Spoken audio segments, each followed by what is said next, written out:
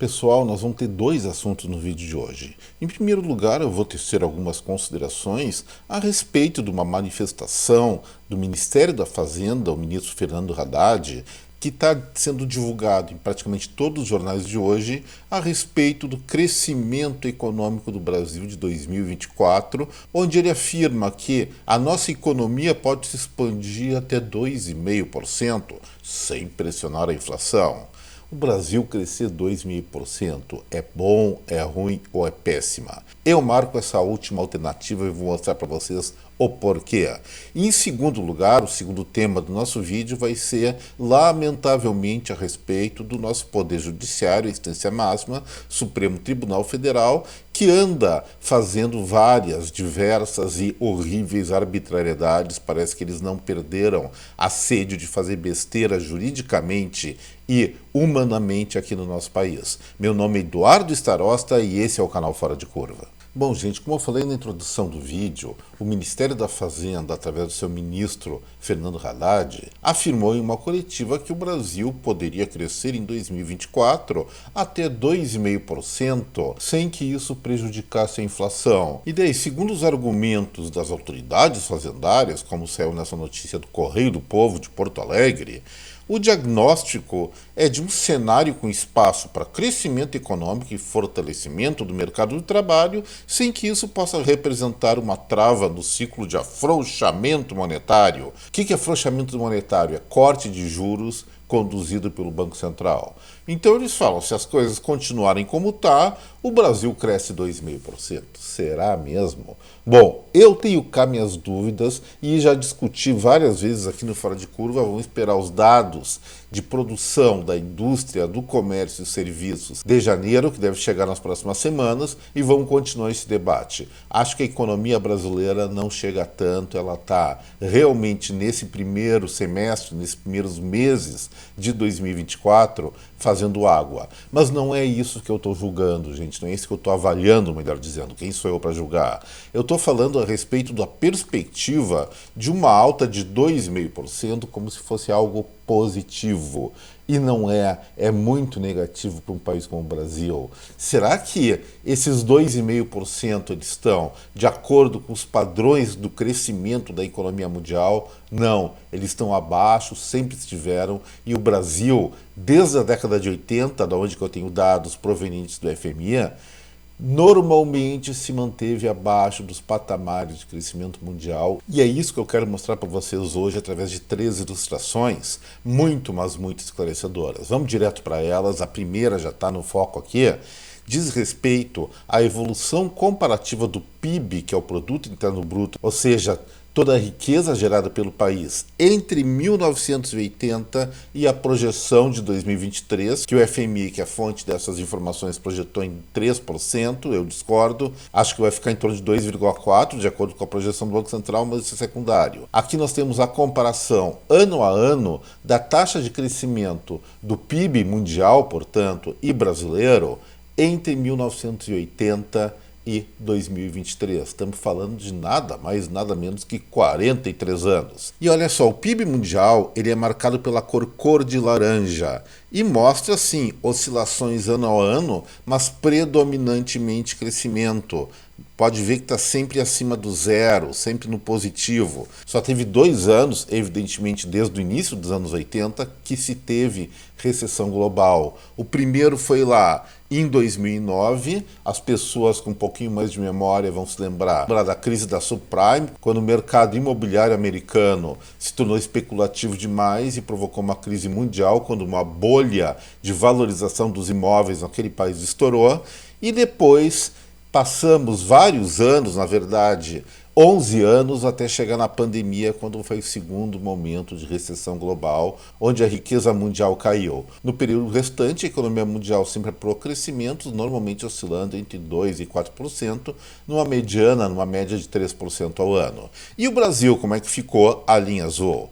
Olha que ioiô, olha que eletrocardiograma, sempre em oscilações e predominantemente, podemos ver, abaixo dos padrões do crescimento global. Vamos verificar que, na maior parte das vezes, isso é visual, a linha azul fica abaixo da laranja e significa que o Brasil expandiu sua economia em patamares menores ou mais modestos do que o mundo, muitas vezes tendo recessões fortíssimas. E no Brasil, enquanto o mundo teve 2 anos recessivos, aqui no nosso país o PIB decresceu, empobrecemos absolutamente em 6 oportunidades, sendo que uma durou mais tempo. Olha só o que aconteceu. Na década de 80 tivemos 2 oportunidades de queda de PIB, uma em 1980, menos 4,4%, depois em 83, menos 3,4%.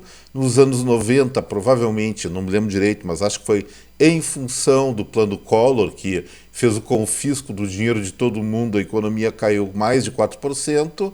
Chegamos aí em 2009, acompanhamos o mundo, a crise global, o PIB brasileiro caiu modestamente, menos 0,12%, e finalmente chegamos ao período mais brabo da história econômica brasileira, que foi a recessão de 2015 e 2016. No primeiro ano, uma queda de 3,55% e no segundo de 3,28%. Esse foi o período na história do país em que a economia nacional mais empobreceu.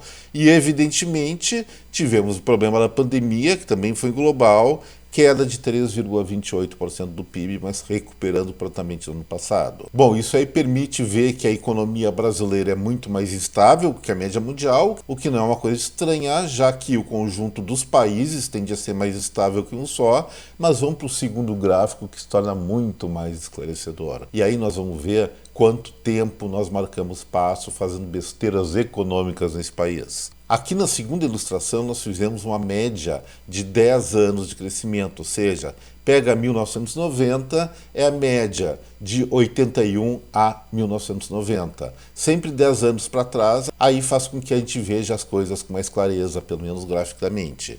E olha só, gente, desde há 43 anos atrás, o mundo sempre cresceu a um ritmo mais acelerado que o Brasil. Lembrando, economia mundial é linha laranja, economia brasileira azul. Então, entre os anos 80 e 90, nossa taxa média de crescimento foi entre 1% e 2%, teve alguns períodos de pico, como 94 ali, talvez em função do plano real, mas depois voltamos a cair na mediocridade, começando a recuperar provisoriamente um desempenho, uma performance mais próxima, mas não superior ou igual, pelo menos, à média mundial no início desse século. Porém, quando chegou lá 2013, 2014, especialmente 2015, as tretas, as confusões feitas pelo governo federal em termos especialmente fiscais e maior intervenção na economia, fizeram com que a média de 10 anos, não é de um ano só, 10 anos, despencasse. E hoje, gente, se a gente pegar o último dado de 2023, então entre 2014 e 2023, o Brasil cresceu apenas 1/6 da média mundial. Pode isso? Pode, estar aqui demonstrado. Média mundial de crescimento em 2023, 3,4%, crescimento médio anual, e o Brasil ficou aí no seu 0,57%. E o mais assustador fica com a próxima ilustração. Aqui nós acompanhamos o crescimento acumulado de 1980 a 2023 do Brasil e da economia mundial. Nesse período, em 43 anos, portanto, o globo aumentou sua riqueza em 327,6%. E o Brasil ficou quase na metade em 43 anos. Não é uma coisa conjuntural, é estrutural. Ficou quase na metade com 170,83%. Para ser mais exato, o mundo, a economia do mundo cresceu 91% a mais do que o Brasil nessas últimas 4 décadas e mais 3 anos. Gente, isso é seríssimo. Parece que o nosso país vive em condições europeias, estado de bem-estar social e não precisa se esforçar para crescer, não tem mais condições de expansão dessa economia. O que eu estou falando agora é uma grosseira mentira, é uma provocação, é uma ironia. Esse é um dos países que tem maior potencial de crescimento no mundo. E por que não alcança pelo menos a média mundial? Deveria estar competindo com China, Índia e algumas outras nações, Vietnã, pela liderança mundial do crescimento econômico, e está dentre os últimos, está bem abaixo da média mundial.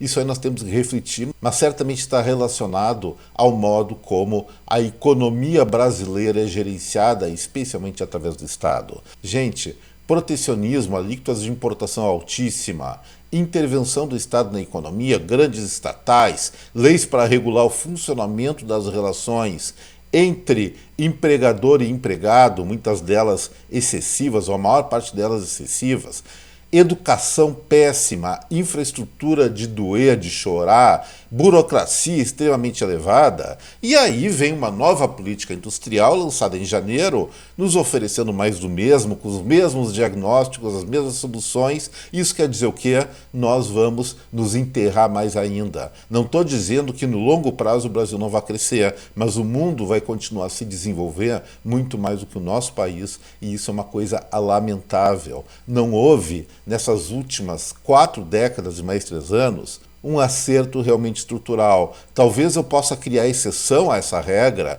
no setor agrícola brasileiro. Se não tivesse a agropecuária aqui no país, seguramente os patamares de desenvolvimento e crescimento econômico do Brasil seriam muito menores. A indústria está uma fiasqueira só, especialmente a de transformação, e que mais defende, mais se alia a esses protecionismos. Gente, isso é seríssimo, e isso não é política partidária, isso é política real, é a gestão pública interferindo para fazer com que o nosso país não se desenvolva. Se na maior parte das outras nações do mundo as coisas dão mais certas lá do que aqui, por que a gente não copia aqueles modelos que estão tendo sucesso ao invés de inventar besteiras que só acabam nos prejudicando mais ainda, especialmente no longo prazo? É isso que eu quero deixar, essa reflexão que eu quero deixar sobre esse assunto, porque vem mais encrencas por aí em 2024. Nós estamos preparando a segunda fase da reforma tributária. O governo nacional já fala no retorno do tal do capitalismo de Estado, que é uma grande babaquice, não tem outra palavra para dizer, só de baixo calão, e além de outras medidas que vão tirar ainda mais a liberdade da economia girar. E economia é uma coisa que na prática nem os economistas conhecem. Por isso que grande parte deles, dentre os quais eu me incluo, preferem enxergar as coisas fluindo naturalmente, sem intervenção, sem mão de autoridades, porque realmente muitos fenômenos puramente econômicos e mais psicossociais são completamente desconhecidos da humanidade, especialmente do Brasil. Então, gente, nunca é tarde para mudar. Mas se não houver uma mudança radical no sentido da condução da economia brasileira na direção de maior liberdade, esse problema que eu acabei de mostrar para vocês vai continuar e tende a piorar. Vamos então agora para o segundo assunto do Fora de Curva, mas antes disso não esqueça do like, do compartilhamento desse vídeo com a sua rede de contatos, e para quem não é inscrito, eu faço meu convite para inscrição aqui no canal. Gente, o Supremo Tribunal Federal está cada vez mostrando ao que veio: envergonhar o brasileiro, fazer um regime de exceção nesse país, ou seja, uma ditadura judiciária. Estão discutindo ainda, eu até comentei algumas semanas atrás, acho que foi semana passada, a respeito do voto do ministro Alexandre de Moraes sobre um casal que participou daqueles eventos de 8 de janeiro. Aí fechou a votação a respeito desse casal no sentido da sua condenação. Vão puxar realmente 17 anos de chilindró. Qual foi o crime que eles cometeram? Olha só essa reportagem do UOL. Alessandra Faria Randon e Joelton Guzmão de Oliveira, moradores de Vitória da Conquista na Bahia, foram condenados por abolição violenta do Estado Democrático de Direito, ou seja, eles proibiram o Estado Democrático de Direito. Um casalzinho lá da Bahia, de Vitória da Conquista, eles proibiram o Estado Democrático de Direito. Pode isso? Golpe de Estado, eles deram golpe de Estado. dano qualificado, isso realmente ocorreu, várias depredações, eles estavam no Congresso Nacional, mas não sei se eles foram autores das depredações, deterioração do patrimônio, entra nesse mesmo escopo, e associação criminosa armada. Qual foi a arma que tinha? Estilingue? Alguém estava com canivete? Eles estavam armados? Olha, isso rendeu 17 anos de cadeia para eles, como para vários que já estão julgados e cumprindo pena. E qual foi os atos, qual foi a prova que condenou esse casal a ter uma pena de reclusão maior do que assassinato? Segundo o Supremo Tribunal Federal, o que eles chamam de dia do ataque, quando realmente invadiram a sede do Congresso Nacional, a senhora Alessandra publicou uma gravação dizendo seu nome completo e chamando os senadores de traidores. Ela disse o seguinte, segundo eu vou reproduzir o que a reportagem do UOL está escrevendo. Estou sentada na cadeira do traidor, que seria o senador Carlos Fávaro, da Pátria, do Mato Grosso. Eu quero dizer como mato-grossense, mas mora na Bahia, morava, não sei onde é que está agora, talvez na Papuda, que meu nome é Alessandra Faria Randon. Só saio daqui quando os traidores da pátria estiverem presos. Queremos intervenção militar já. Bom, os milicos, os militares, estavam de acordo com isso? É errado pela Constituição defender um governo militar? Eu acho um absurdo que alguém pense assim, mas não é proibido. O brasileiro tem direito à livre expressão. O que ela não poderia fazer é estar armada com metralhadoras, canhões, bazucas, tanques de guerra, trazendo colunas do exército consigo para realmente derrubar o poder estabelecido, o governo, já daquele momento liderado por Luiz Inácio da Silva. Ela só extravasou a sua vontade. Tem pessoas que defendem abertamente nas redes sociais a inexistência de Estado, outros são monarquistas, outros são parlamentaristas. O regime brasileiro é presidencial. Optar por outro tipo de modo de governo, pelo que eu sei, não é crime, é apenas um interesse divergente do que vem prevalecendo aqui no país. Como eu falei antes, se ela pegasse realmente em armas, se organizasse um grupo realmente muito bem armado, com condições de efetivamente fazer um golpe de Estado, depor um governo, a coisa seria diferente. Mas foi uma manifestação, foi emoção jogada na tela das redes sociais, não passou disso. Aquilo que aconteceu mesmo com o vandalismo, e os culpados pelo vandalismo, sim, deveriam ter prisão de pelo menos 3 anos, mas esses culpados que realmente depredaram o patrimônio público não foram encontrados porque não foi divulgado, pelo menos ao público, as fitas, as filmagens de controle tanto do Congresso Nacional, como do STF, como do Palácio do Planalto. Esconderam isso por quê? Talvez porque não interesse realmente identificar as pessoas que depredaram. Sei lá, mas isso aí está escondido, não foi divulgado.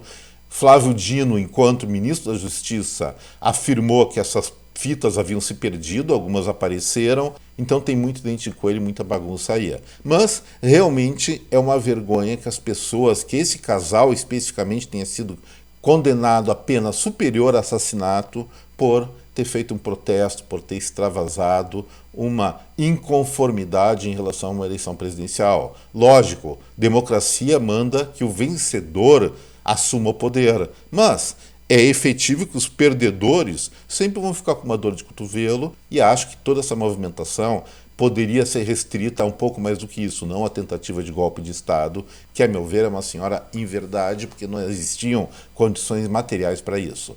E também, para completar essa análise a respeito das vergonhas do Supremo Tribunal Federal, vocês lembram a encrenca que o ministro Alexandre de Moraes e seu filho tiveram lá na Itália, no aeroporto, que brigaram com um trio de brasileiros? Pois é, esses brasileiros eles foram acusados, foram julgados. No final, a Polícia Federal não achou maneiras de incriminá-los. Parece que sugeriu o arquivamento do processo. Só que eles foram difamados, foram caluniados, não se sabe direito ainda, vamos dar o benefício da dúvida quem que teve culpa ou não, se foi Alexandre de Moraes e seu filho ou se foi essa família de brasileiros. Mas o que eles pediram como averiguação de prova? As fitas que o aeroporto de Roma, se não me engano, enviou para o Ministério da Justiça ou para o Supremo Tribunal Federal, não me lembro bem, mas está de posse de um deles, para realmente comprovar se foram eles os agressores ou o filho do Alexandre de Moraes. E aí Gilmar Mendes, um outro ministro do Supremo Tribunal Federal,